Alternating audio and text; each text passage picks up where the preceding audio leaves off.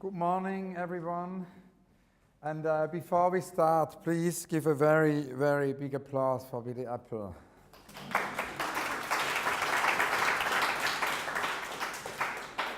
And I'm very delighted we can do this conversation here this morning. We met a couple of years ago and started to talk about Billy's Epiphany, and we're going to pursue that here today. The Epiphany question will structure the interview. Thanks a lot to James and everybody here at the gallery, and congratulations on this great show. And we're going to talk, of course, about the beginnings. We're going to talk about actually how Barry Bates became Billy Apple, and we're going to talk about the many inventions which Billy has made over the last decade, and we'll then bring it to the extreme present to talk about the current work. But I wanted to begin with the very beginning and actually go even further back than in our last interview and ask you how it all began, how you came to art, or how art came to you. I think you're probably right on the last part. Art came to me. But I would put it down as April 1960, and I was in Spain, Alicante in Spain, and I was walking around with a little camera that I'd purchased on my travels to Britain, and bought it in Aden when I was getting off a ship in the port there, and I wandered around, and I found this sort of dark shop, and I sort of went in. It was a barber shop, and inside there was someone. The barber was lathering someone's face to shaving. And so I took a photograph of that. It was quite a striking profile of this hand and brush projecting into the face. And so I walked around him, and the next thing he got one of those big razors which terrify me, that people normally see in gangster movies where people slit people's throats. And he proceeded to shave him off. So that was, and I thought about that, and I realized, in fact, what I'd got in front of me was a additive reductive work, and that it was about, literally about that. It was a subtractive work, and it made me think hard about it. I then came back to London and sold the camera to a fellow student at the Royal College, and decided that I would never take another picture myself. And in fact, that it was the beginning of Hands Off, Head On, and where the idea was paramount, and especially that work in the face of abstract expressionism and the New York School of Painting, where you're up against all of that sort of thing, and here we had another version of it. And where would you say were the inspirations then? Because I remember that you told me about Rembrandt last time, that Rembrandt was somehow an inspiration for you. Can you tell us about the artists who inspired you? Because Panofsky says the future is always invented somehow with fragments from the past. Right. We proceeded on from the shaving thing, and eventually in '62 I found myself sitting with Richard Smith in his loft in Clerkenwell, and I had talked to him about staying with him because I had no money in those days, and I'd just come back from New York, absolutely penniless, and so he suggested come and stay. So we were sitting there in November, midweek, which turned out to be Thursday, which November the 22nd of November, and I said that I think that I really am going to proceed with the notion of rebranding, and I think that was a very important thing to do. It would give me subject matter for the future, which had nothing to do with going into the landscape or anything else. I could be self-contained and in a windowless room and carry on, and that's what happened. I became Billy Apple, and to support that, there were groups of works to visual aids that I call them visual aids to support the name change, such as casting apples, and of course having them automotive painted in red or green. So red and green became the paramount color for the brand. And I was curious because often, in conversations, it's interesting to find out when such an invention or such an idea, occurs. And I've interviewed also lots of scientists, Albert Hoffman, about the invention of, or the discovery of LSD. So he remembered very precisely the day, when he had discovered LSD. It's of course a famous story.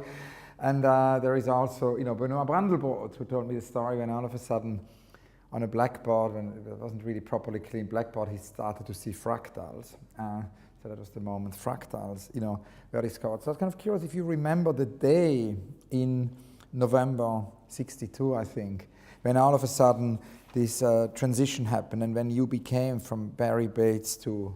That's right. There were works that, there was definitely a small group of works that showed the transition from one to the other, from to. In fact, at the Serpentine in 74, we did a show from Barry Bates to Billy Apple. And we have the card here and, from the archive. It is an Arts Council exhibition at the Serpentine Gallery, Kensington Gardens, on April the 6th to the 28th, 1974, and the title was From Barry Bates to Billy Apple. So the little footnote to the London thing was simply I didn't realise until I'd been to New York twice at that point, but it wasn't until I went to live there in 64 that I realised, in fact, the Thursday the 22nd was the fourth Thursday in November, and the fourth Thursday in November, with a date change different each year because of leap years and other things, was Thanksgiving Day. So the brand celebrates every Thanksgiving Day. So it's never the 22nd. It's the 22nd this year, and it's the 28th next year. So it's a denial of being, how can we say, pinned down to something. And do you remember exactly what was the thinking? I mean, was it a sudden epiphany? Did you suddenly think, I'm Billy Apple, or was it a sort of a slower transition? No, I think in the case of the April the 20th in Spain, it was, I mean, I'd arrived in Britain in September of '59 and with, a totally open mind, no historical baggage, whatever, because I don't think we have that sort of thing in New Zealand in those days. So I was like brand new, it was like, it wasn't like my other fellow colleagues at the college who, had to work their way through everything, it seemed. Well, I didn't have to do that. I could just jump in at the top end and keep going. So, the difference, for example, of Ron Kittai and myself, where Ron was reading classics and did do paintings that really illustrated points in those classics. I was thinking about marketing and branding and the language that goes along with those things, launching a new product. And so subject matter really was all about that for me, right from the word go, and still is. I mean, we're sitting amongst what we're sitting in today is ways to live like everybody else. You had to invent your own currency and et cetera, et cetera. So it never stops. And the logo, because of course, if you think about, you told me last time you wanted this idea of the art practice almost like a creative director. It was kind of inspired from a model also of ad agency.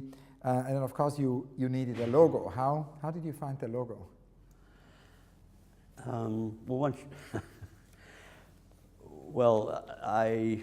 Without dwelling too heavy on it, I was in the graphic design department at the Royal College of Art School, the Royal College, as opposed to my friends in the painting school. But the thing really is, in support of that decision back in April of '60, the head of that department, Richard Guyatt,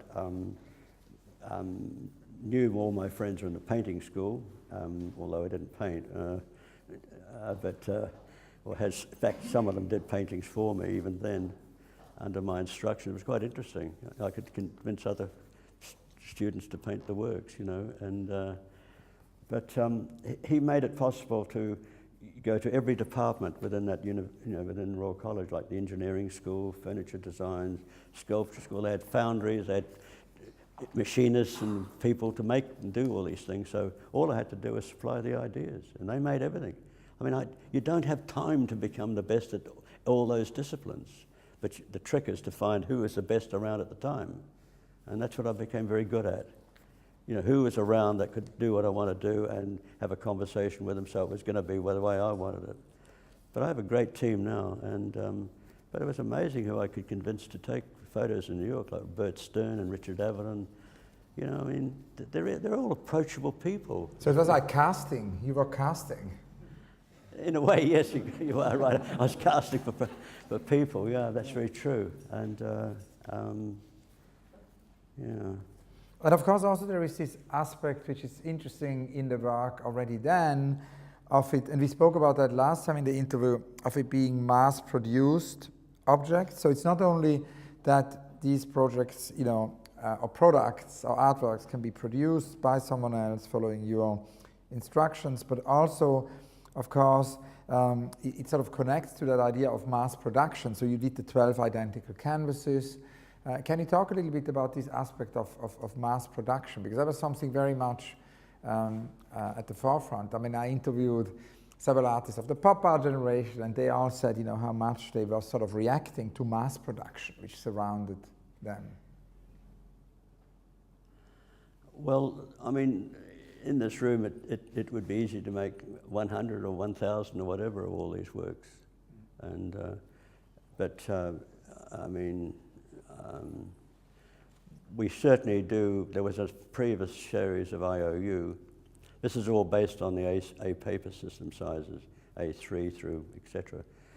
The earlier work I did was I had an A3 and it was transacted, and the value of that determined the prices of the rest of them. There were 3 A3s, 4 A4s, 5 A5s. It was like a checkbook. And the value was determined by the sale of the first one. This is going to be different. I've decided that this because they were on paper and this is on canvas, they're going to remain as unique pieces. Even if although I could do hundreds of each one, the way they are. And before we talk about these pieces, which I'm not opposed to, but I think the value is in not doing that in this case. And of course, you know, there was this return to objects and to pieces, but at a certain moment you actually stopped doing that. And before we talk about, you know, the return to objects, which started in the 80s, I wanted to ask you to tell us a little bit about these more performative things you did in the 70s in New York. Because last time we met, you told me a lot about these accumulation, environment-related pieces like spot cleaning. It's a very different New York. You said, you know, you told me it wasn't a sanitized New York. It was a different kind of New York. Well, I mean, again, it's like, that's right. It's also Christina Barton wrote a lot about that. And she did. Yeah. She has done a lot. Well, you don't have... You come about these things like I found that I couldn't do the sort of works in a dealership that I would want it to do, and so in the 60s, in the late 60s, it was apparent that ephemeral things were very difficult. Yes, John Gibson Gallery showed Dennis Oppenheim, and you could sell a 35mm slide, but that wasn't what I was doing. So I had a loft on 23rd Street at that time, which is where I had, I started an alternative space there, which I invited other people to partake in it,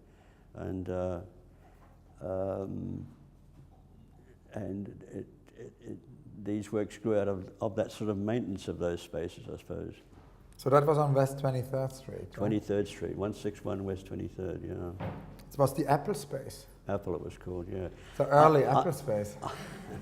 I didn't want to call it that, but because I felt that I didn't want to have a personalization of the thing, and I wanted to just call it 161 West 23rd. So when you went to Village Voice or the New York Times or New York Magazine and said, look, I'd like the space to be listed of what we're doing, they would say, well, what's the name of the gallery? They had no option to helping you or giving you a small space of what's on. And I'd say, well, it's 16123rd. And they said, well, that's not a name. And I said, well, I could spell it out if you want me to. And it was very difficult. And in the end, I just said, well, my name's Billy Apple, and I think Apple's probably abbreviated, you know, and that's what it is. So from then on, we were running ads every week in all those publications of what's going on. It was quite incredible. We actually were running like a dealer gallery that wasn't a dealer gallery, showing a very ephemeral works. And can you tell us about some of the shows? Well, Robert Watts, for example, had done a work where he had endeavoured to, of all things, to copyright the word pop art. And what he had on the wall was his findings from the, his findings of who owned everything like Pop Tarts, Pop this, and we'd find out that either Kellogg's or P&G or whatever, they'd all owned, they'd brought up all these names just to make sure that no one else could have them. And the funny thing is, it was a beautiful little show. It's just these little envelopes with a sort of letterhead-sized blank piece of paper with a logo on it or a name, and who had it. And the whole walls were just lined with stripes around the wall of it. And then Lawrence Alloway, who was writing for The Nation at the time, who coined the word pop art in London, wrote an article about it for Bob. It was an incredible little article, where even he, who put the phrase together, didn't own it because it had gone into to become a generic term. So you can't own generic terms. And when did this, because more recently, you know, a lot of people talk about conceptual pop or pop conceptualism, kind of is used quite a lot in the art world, and very often, you know, if one sort of follows the traces back of where that starts, it's kind of at the very beginning of that. How do you feel about that notion of pop conceptualism, or, you know, conceptual? Well, it's like an oxymoron of some sort. I mean, look, I do recall trying to do an IOU with Leo Castelli, and I'd done a number of shows with Castelli in 77, 78. They're all works to do with, the first one was an extension of The Given, which basically was, I did a work in the doorway where I opened the door to line up with a wall diagonally across from it and fixed it. So every day the door, it would only let one person in at a time. And I had the floor painted white, like the arc that the door had done. I had the staff there paint it the same colours inside the door onto this beautiful floor, and they were terrified. I said, no, it's acrylic. If you pour boiling water on it out of a kettle, I'll just peel it off, which they did. But I used to see Leo sort of occasionally standing there looking, thinking, God, you know. But yeah, I think he quite liked it, because we did another work and then another one. I mean, it wasn't the end of the game. So,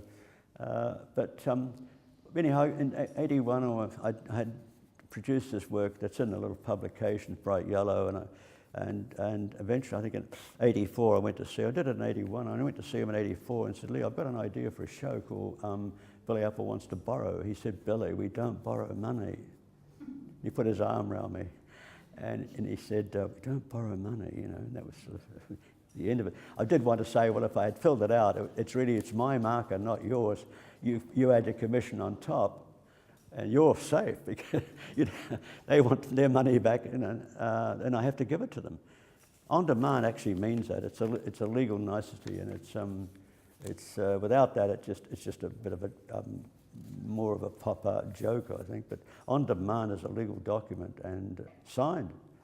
So if someone had a marker or a promissory note and it needed cash quickly, and overnight they decided to cash up in a bar or wherever the hell they were, and a nasty person tapped me on the shoulder a few days later saying, you know, where's my money? I mean, you're obliged to pay or take the consequences. But no one's ever turned up all these years with any of them. I think the trick is because the commission's on top, and I don't pay that. So that gets a harder one. And of course, you know, it leads us also to. But also the thing I just need to say, yeah, of course. IOUs are tax exempt because you're borrowing. You don't pay tax on borrowing anywhere in the world. So this is the first work I don't ever have to pay tax on. And I love that. And of course, the IOU, you have it here for those of you, if you turn around, it's IOU. That's right.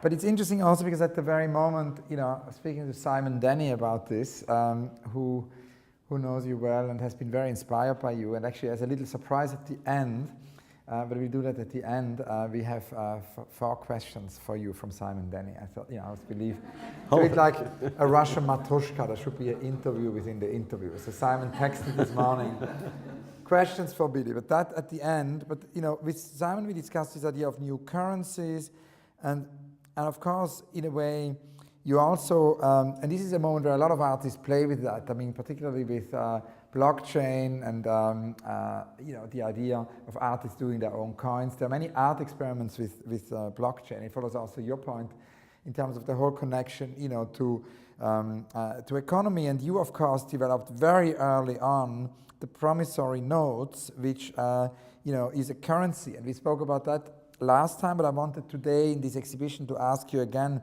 to tell us a little bit about your private currency, because it of course stands outside the rules of controls. And I was wondering if you could tell us the genesis of your currency, and then also how you feel about blockchain today in relation to that. Because when I was reading that it's kind of outside the regulations of banking control, bypasses the centrality, the centralism, yeah, but I don't know the word in English, the centralism of banking organizations, that kind of made me think of blockchain. Maybe you invented blockchain. I'd like to, yeah. But no, well, I mean, it's quite a history and promissory notes. I mean, it goes back to the days of Western settlers in the Prairie, and get drunk in a bar, and next thing the barman owns his ranch or something, just by a signature on a bit of paper, borrowing. But I mean, before banks were around, this is the way that people did business. So it in one form or another,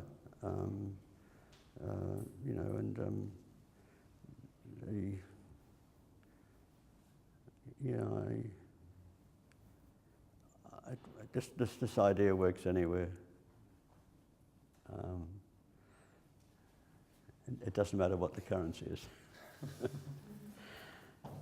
But the very, very first bank, who was that, Mary? Their logo was actually a diamond shape. I think it was the Royal Bank of Scotland. No. It was a merchant bank, the family. Italian, Vespa is their logo. Medici. They had an incredible logo actually, and but they were the first real bank that started things,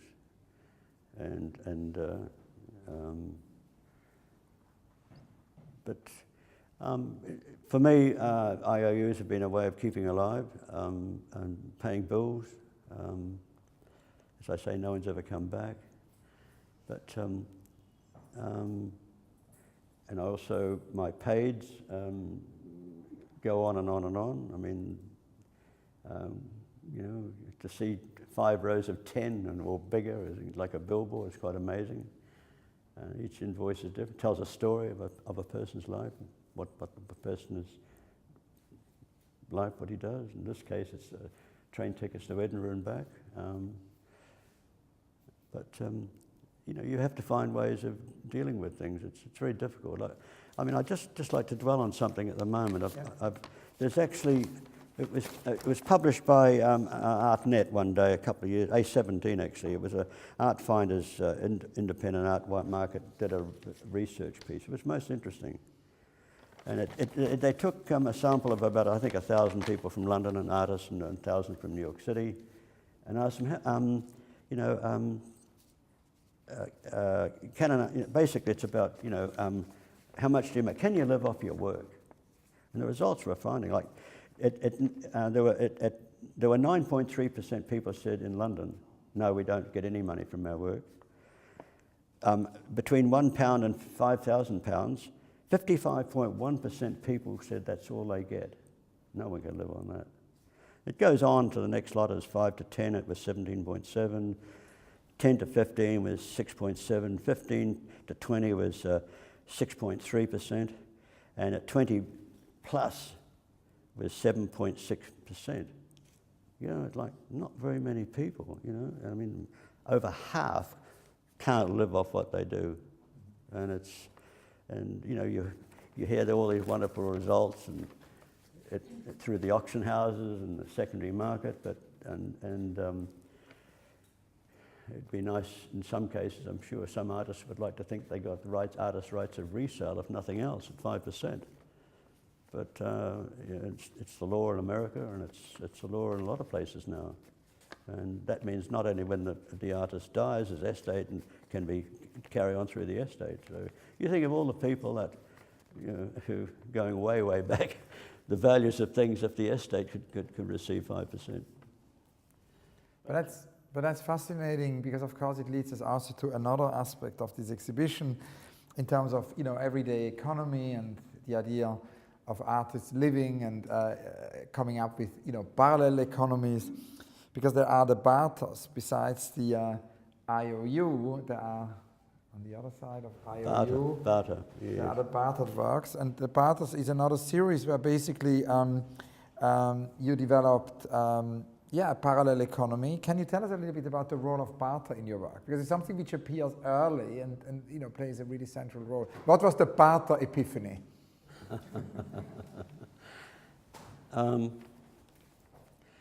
Well, there were quite a range of subject matter, a bit like Page, really. I mean, going from someone paying for a set of Nike shoes for me to whatever, and barters become a bit like that too. It's like the value of the barters, the size of the barter determines things as well. Of recent times, I've dropped that whole notion of identifying who it's with and when and all that, and just go straight to the subject itself, such as a canvas that would have a product name on it, like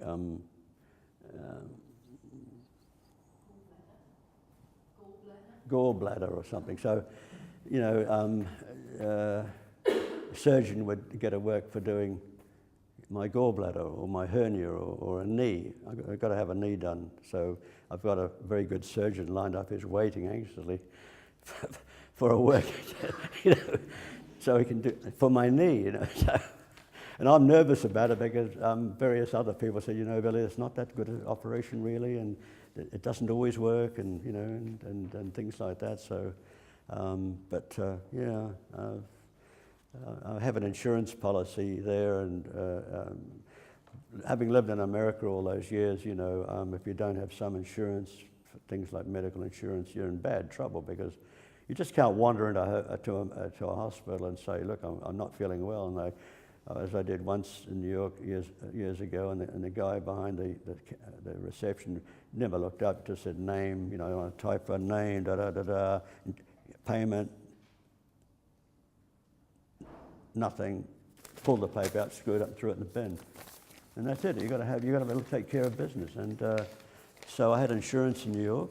I managed to sort that out as an item, and when I went to live in New Zealand, I did the same thing, because and my policy in New Zealand is 80%, so there's always a 20% shortfall or more, because when you look at the fine print of any insurance things, there's always things like up to, or certain guidelines. So often or not, you might find yourself paying 29% or even 30%.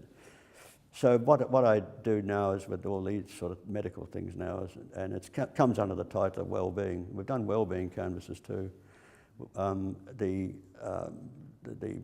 supplier pays the well-being by his services. It's a well-being, but it's also the basic needs. We have here food, water, shelter, clothing, and in the press release, I found this description here of barter, that you negotiate actually barters with collectors, who become invested also in maintenance of basic life. Basically, it includes goods like coffee or cafe lunches or services or haircuts. And can you tell us about that? Yeah, well, my well-being series, I realized earlier on that, you not only did you have to have your own system of like a check account, which IOUs are like, but a well-being series. So what I set about doing was a work that was for 10,000 days. That's a long time when you do that. So I made sure that I had a doctor, a dentist, an eye doctor, a psychologist, and someone else. But you know, and there was a starting date. There was a contract with a starting date next to it, it was a golden ratio rectangle, which all these canvases are. So if you apply the ratio to it, you end up with endless small squares getting larger. And each one, the largest one was worth 6,180 days. The smallest one was worth 50 days, 55 days. So, you know, and as you give them one, every time you get to that point of the 10,000 days, you produce yet the next piece. And then they get through that, you go and give them another piece. So they're getting paid as they go along. And the mistake is if you give all of them at one time, they can go, oh, you know, we've decided to retire or something. So, but it's worked very, very well, and with goodwill, and that was very important too. Goodwill is very important in these sort of things, and they've all become great supporters and a new type of clientele, really, a new type of collector. You know, and this is one of the problems of the dealership, that they don't. It's very hard for that sort of thing to happen. It's very much about a conversation with somebody, and you know, it's. But it's great to hear you talk about all of this, because I think so many, you know, artists, younger artists working now are so inspired by this invention, you know, of alternate economies. I was just in Chicago talking to Theaster Gates, and he, of course, is into this idea of producing reality, you know, through also alternate economies. But another thing where you inspire many artists is, of course, through your connection to science and technology. And Billy Kluver, you know, talked about EAT, the experiments in art and technology, and that was EAT. And today we kind of need new experiments in art and technology. And, you know, we have many artists like Ian Chang working with, you know, AI experts and engineers. Just worked with Pierre Wieck, who works with a science laboratory in Japan with mental images. And you've done this very, very early on. Already in the mid-60s, you worked with Xerox, and then you worked with a neuroscientist. Can you tell us a little bit about, it goes beyond this exhibition, but I think you've covered beautifully the explanation here of the show. So I thought we could kind of go into this other zone, which is your work with science. How did that begin? I seem to, I quite like, I seem to gravitate to people like this. I mean, they're interesting people. And I can never remember how I ever got to meet each one individually, but the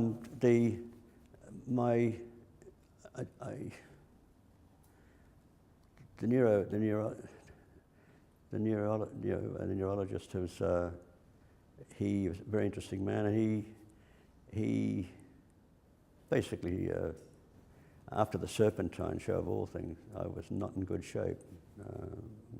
Went to bed for a month or two. I remember Dan Flavin saying to me, the worst thing to do is a survey show. It takes you bloody months to get over it, you know, exhaustion, mental exhaustion. So the show exhausted you? It did very much so. It was very fraught.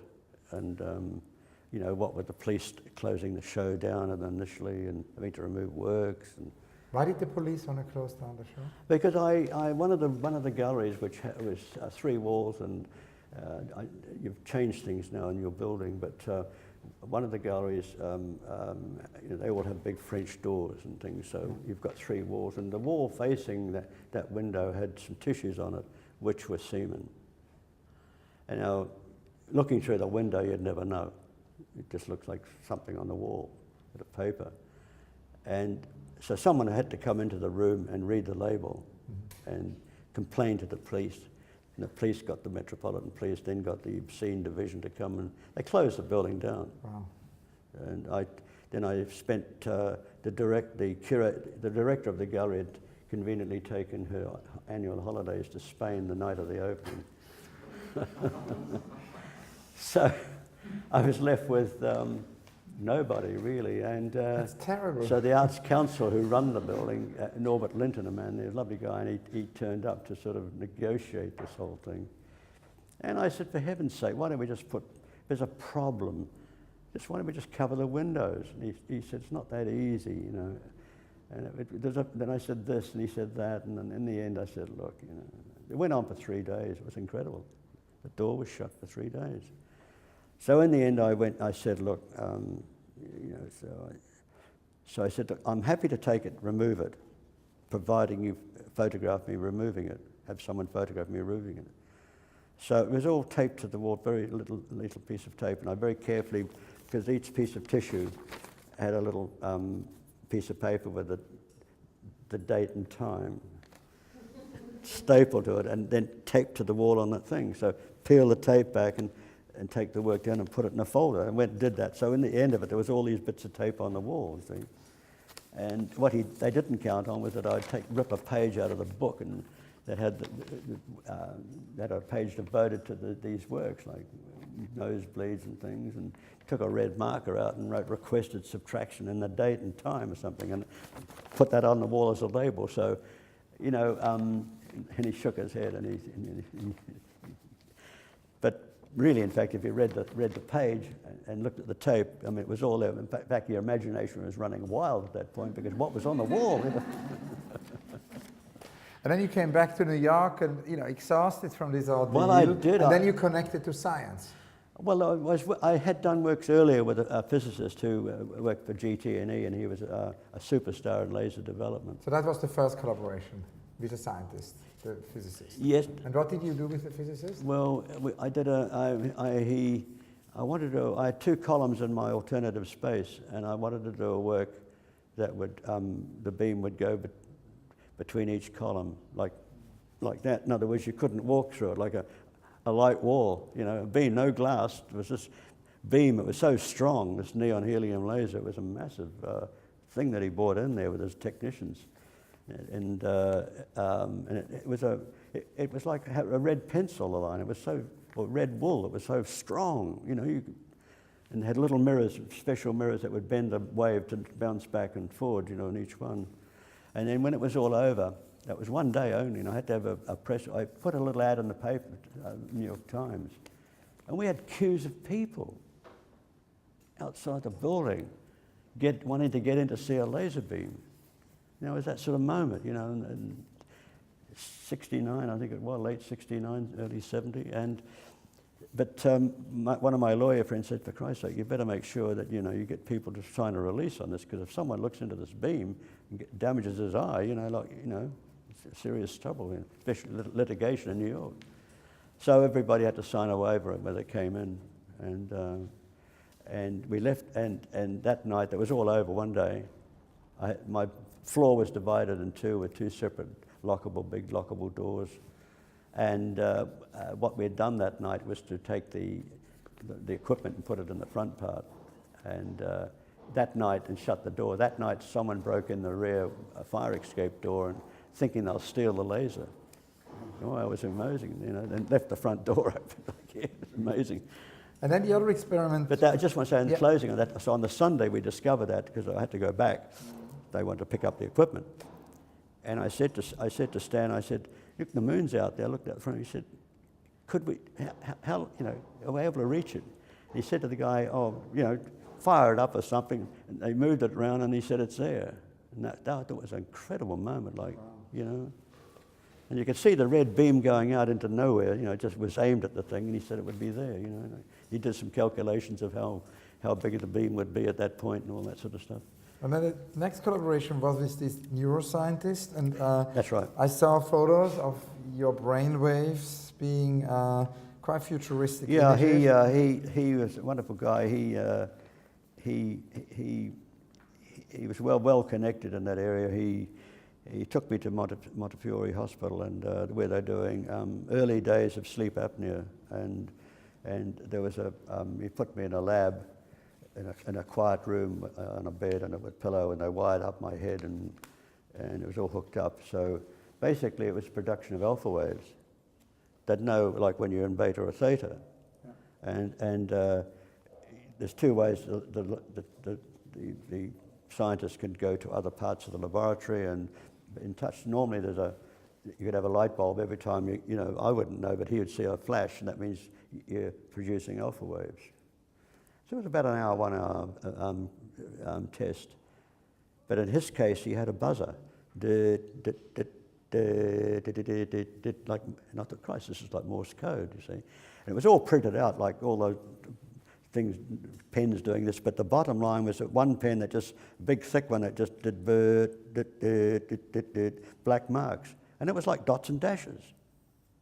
So we did about 3 sessions like this, and I did produce a lot of alpha waves, bursts of alpha. I mean, it's something you can't will. You've just got to let yourself go, and it happens. You can't say I want it or nothing. You've just got to totally relax, and it happens. And so anyhow, I found myself in Vermont one summer, shortly thereafter this, and I knew there was an Air Force base in New Hampshire. So I had my host at that time drive me up to this Air Force base, and spoke to. We'd prior made a phone call and agreed that I'd come up, and so I met the person who did International Morse code. They don't do it anymore. Morse code is not used anywhere anymore. Ships or anywhere. And anyhow, he. Yeah, it's kind of gone extinct almost, right?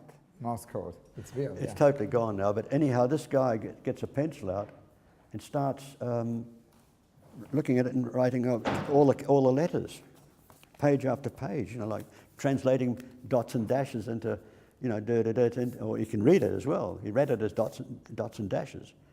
And I thought, Christ, was the subconscious speaking? And of course, tragically, no, it was a whole lot of just, I think, it wasn't. But you got the odd if or of or something like that. And I was absolutely gutted, you know. I thought, fuck, you know, it'd be a great work if it worked out. But then I came to London after that, and I had a friend who is at Cambridge, and he was a linguist, and he saw, for heaven's sake, that's Spanish, and this is Belgian, this is what. He started to build a dialogue, and that was even spookier, so I left it at that, because I really wanted English, so multi-language you could construct a... But it's fascinating that you remind us of Morse code. You know, the other day I was with A.S. Byatt, the writer, and she talked about, you know, things going extinct and things we all of a sudden no longer. And actually, you just reminded me, the last time I used Morse code is when in the 90s I came to London, you know, with Carrie Swin Evans. We curated this show at the Sir John Soanes Museum in Lincoln Inn Fields, the 19th century museum. At that moment, it was actually run by Margaret Richardson, the sister of J.G. Ballard. And you know, we were young curators and curated this exhibition, bringing contemporary art there. And so I needed somewhere to stay because I lived in Paris at the time.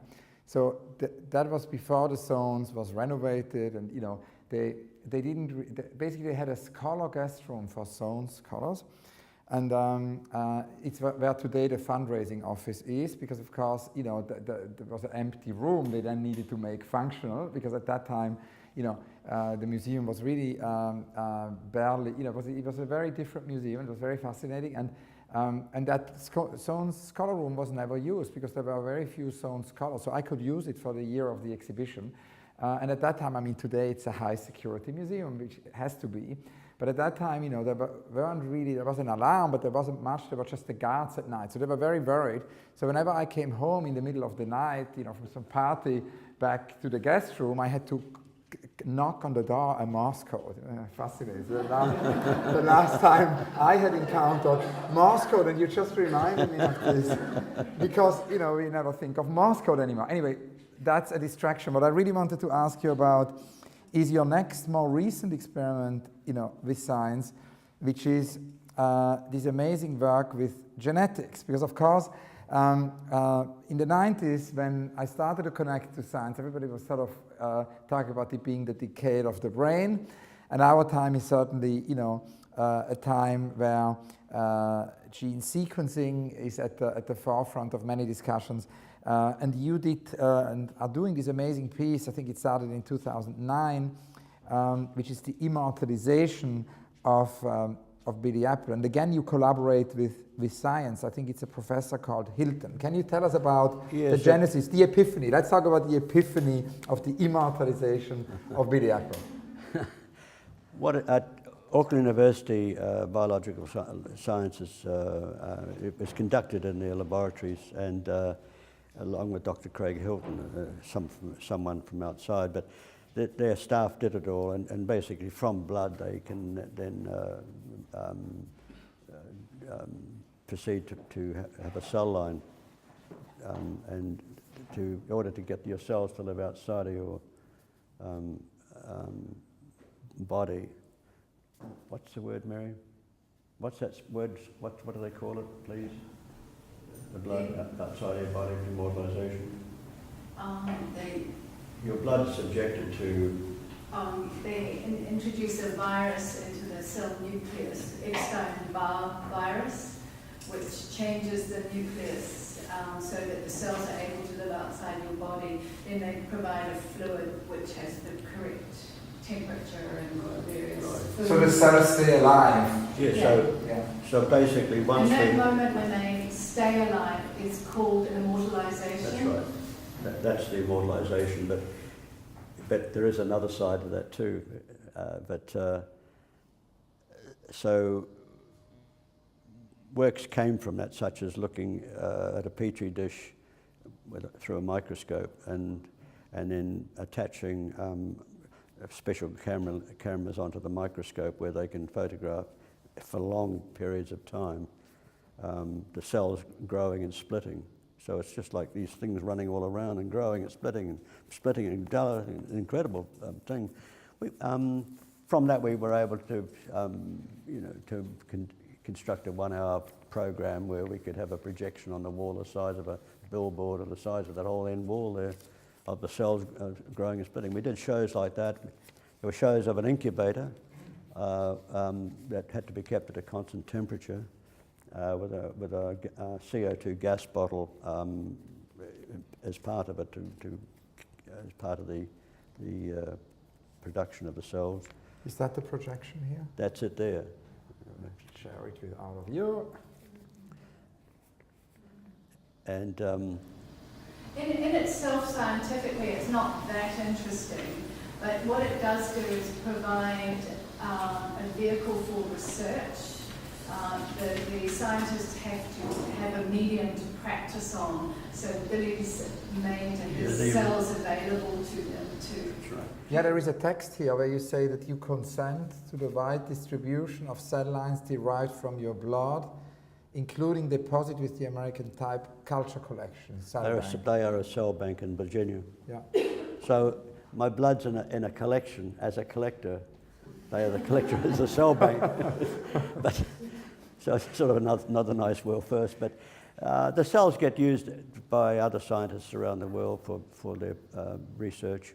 The difference with providers is that my one was simply they had to be known as the Billy Apple cell line. So that was agreed upon, and there was a work that says from the American type culture collection, which is a background of those cells with white text out of it, so it supports that. But out of that also grew works up like the artist will live forever, which is true. So I can, in a funny way, part of me will go on forever as long as they look after the cells. The cells can grow, and then probably 60 million, which were sent to them overnight from door to door from Auckland University to Virginia, probably might be 600 million cells or more. I mean, it's nice to know that part of you is actually being used for other research, you know. That's incredibly exciting, this idea also that there could be unrestricted use of your cells, and that's of course an interesting connection to this idea that your work from the very beginning could potentially and is also disseminated beyond the gallery. The cells go outside the gallery. That's right. Yeah. That's right. That's right. And also my DNA would be there. We went from that to do a full DNA genetic thing at another university. It was quite extensive, actually, and massive, and it's that we did some years ago, and it was structured. Otago University were able to do that. It then went back to Auckland University for analysis. If I had printed the full work out, it would be 60 boxes of 4 reams of paper printed both sides. And it's a staggering amount. I mean, I certainly wouldn't want to do it, but if some collection said they must have it, you would produce it once only. but it lives, it's in an amazing, the whole file is in a box that lives in a vault, and it's, the file was made by Porsche, actually. They designed this thing, and that's it. But the next work we've done is to do with my microbiome, the bacteria of my gut, and probably the most significant one, really, because it's a hot topic at this point in science. And in the University of Auckland also have a medical school, and within that there's an organisation called the Liggins Institute, and they entertained were happy, very happy to work with me on, for me to work with them on a program where, at that point in 2016, the University of Washington had a candidate who was alive and had from his feces 6 years earlier, they were able to take the DNA to build a picture of the bacteria. What I had, that the Liggins was thrilled about, is that I kept my excretory wipings from 1970, you know, and we could add 40 more years to that. So we all of a sudden produced a scientific result that was 46 years old. And that was exhibited already, or? Beg your pardon? Has that been exhibited already, or the results, the findings of that? Yes, we have. Yeah. Yes, it's. Within science, it was presented at an international conference on microbiomes, but the scientists were wonderful. They came up and they kept saying, "We want to shake the hand of this man," and they were taking all these samples and using full sterile technique. They were storing them sterilely and everything else, and Billy had his serpentine tissues just sitting in a box, undisturbed, on toilet tissues. And they were saying this has huge ramifications for us because we might not need to be so sterile and do this, it's fascinating. A date was chosen. It was July the 8th, 1970, and it's so on July the 8th, 16, we did a fresh sample, and they took a punch sample from both, and were able to do a complete analysis, which took the shape of 2 bar graphs, incredible coloured bar graph stripes of the makeup, the chemical makeup of this whole thing. And in 2017, I had a septic gallbladder. It was terrible, and put me in hospital, and it was so messy they couldn't operate. They would if it was a life and death thing, but they had to just get it under control. And when it stabilised itself, I had it removed, and so my concern was then, would this change the findings? So we've done another test on July the 18th this year, and 17, because I did it in May of 17. And so July of 17 and 18, we've done 2 more to see just where it's at. So the analysis is being done now. But they take, I go through come back to the art convention, because it's the best way to present things for me. So it doesn't get too deeply involved, like to take it out of a scientific arena to a context of here. I have them. I have the results printed on canvas, just like these are, but big. So in the case of the microbiome, there's 2 tissues that've been photographed and with all the labels on, and that's printed on the canvas. The second one is all the bar graphs. So it's a diptych. I gave a diptych set to the Liggins Institute, so it's in their reception area, which is nice.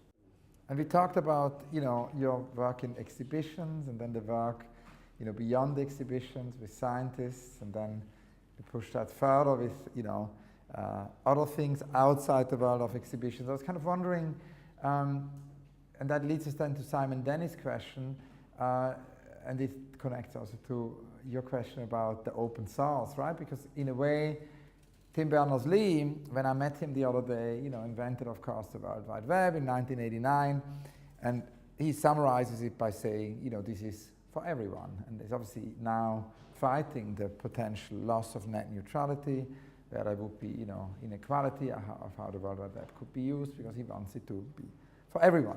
So I was kind of wondering, following up on Marisha's question with the open source, how the kind of age of the internet, how the whole digital has, if that has entered the work, and in terms of also dissemination and outreach? I think you've got to let it go at that point. I think it belongs to everybody. The information should belong to everybody. And I think I'm quite privileged to be able to generate some of that information.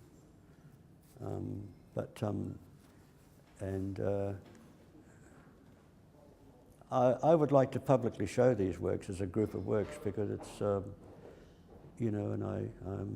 but as a collective group of work. But just all I can say is that I'm thrilled with the current one, with the results of the bacteria. And that leads us now to Simon Denny. Interview questions from Simon Denny in Berlin. Simon wants to know, Billy, what is the thing you like most about being Billy Apple?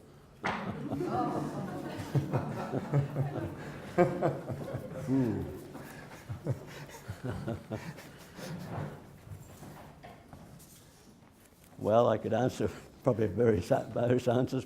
There are some good times and some bad times, but I don't know. I feel very relaxed about being Billy Apple, and I think I've built up a good brand image, and that brand works. It gives me entry to the projects we do scientifically, etc., etc. I like to do work to raise money for charitable things I believe in, like in the case of New Zealand, Women's Refuge, to keep a refuge going for a year, and all my AIDS foundations and youth programs and things like that. But I'm just so thrilled that the Leggeds have got this pill going for obese young people. It's just, it's overwhelming as far as I'm concerned. It's just to be associated with these people. Simon also wants to know, what is the... More. Yeah. I've got several questions for him. Simon Denny.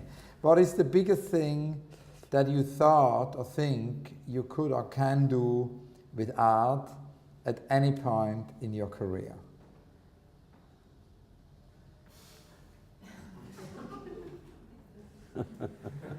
Help. Oh dear. No, but it's an interesting question, because it's actually also my question I always usually ask, which I didn't ask because he asked it, which is of course also the question of a really big project you might not yet have been able to do, because we know a lot about architects' unrealized projects because they publish them every day to get them built. But we know almost nothing about artists' unrealized projects. Yeah, only when she was like 99, I found out that Louis Bourgeois really wanted to build an amphitheater, a little amphitheater. It was never published. Everything by Louis Bourgeois had been published, but nobody knows about the unrealized projects of artists. So in a way, Simon's question brings us to that also. Is there something which has been too big to be realized, something you haven't been able yet to do, an utopia, a dream?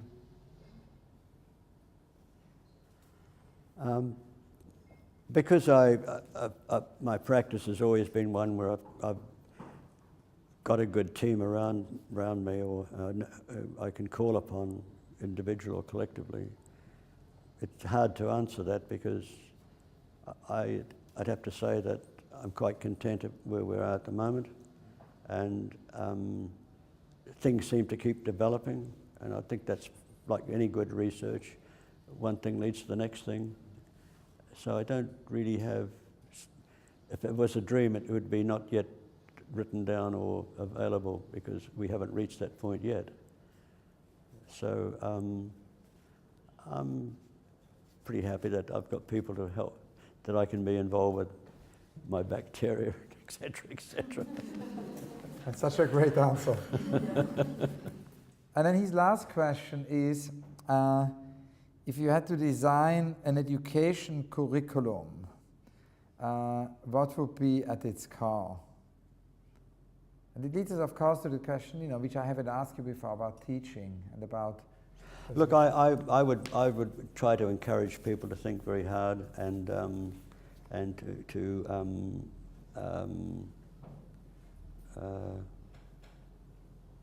you know, just to develop their imagination, really. I think, regardless of learning the times tables and all those things, it's your imagination that's the driving thing. So I think I'd encourage people to do that. That's, sky's the limit at that point. There could not be a better conclusion. The sky's the limit. A big applause for Billy Apple. Thank you very much. Thank you. Thank you. That's wonderful. Thank you. Thank you very much. It was really good.